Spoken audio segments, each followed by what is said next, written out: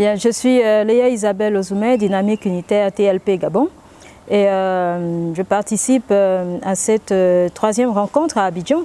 Et nous réfléchissons sur les moyens, les stratégies à la protection des acteurs de la société civile.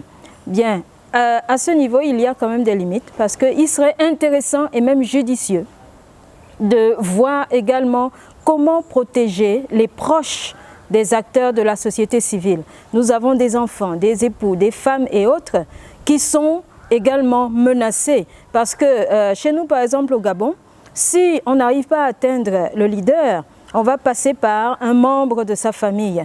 Donc il faudrait qu'on voit, qu'on réfléchisse ensemble comment faire pour que les proches soient protégés. Il y a évidemment, comme exemple, je peux prendre la demande d'exil. Ce serait limitatif d'accorder la demande d'exil uniquement aux leaders, mais quelqu'un comme moi, je ne peux pas m'exiler en laissant mes enfants derrière. Ce n'est pas possible. Donc, il faudrait par exemple que cet exil, s'il est accordé, un exil, soit également accordé aussi bien aux leaders qu'à ses proches, donc l'époux, la femme et les enfants, au moins dans un premier temps, et puis après on peut voir comment élargir, mais sinon un leader ne peut pas s'exiler aussi facilement tout seul en laissant les siens derrière. Donc cette réflexion doit être élargie pour que nos familles, nos enfants également bénéficient de cette protection que nous sommes en train de mettre autour des acteurs de la société civile. Des différents dispositifs déjà, il y a des enfants qui sont à bas âge. Bon, là, ça peut être un peu plus compliqué pour une femme qui est engagée dans la lutte. Ce serait peut-être prendre son époux pour faire des formations ou autres et que les enfants soient préparés. Il y a des enfants adultes également.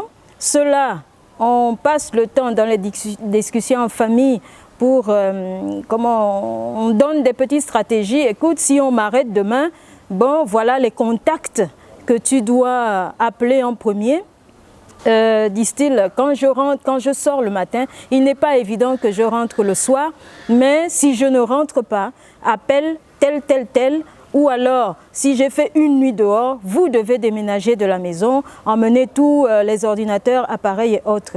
Donc, c'est un peu cette petite sensibilisation que nous pouvons mettre en place pour que nos familles, nos enfants également ne vivent pas dans la paranoïa. Parce qu'à un moment donné, ça devient infernal et on ne vit plus. On a peur, on se cache, mais ce n'est pas en se cachant qu'on va échapper à ces gens-là. Parce qu'ils savent où nous vivons, ce que nous faisons, qui nous sommes et ainsi de suite.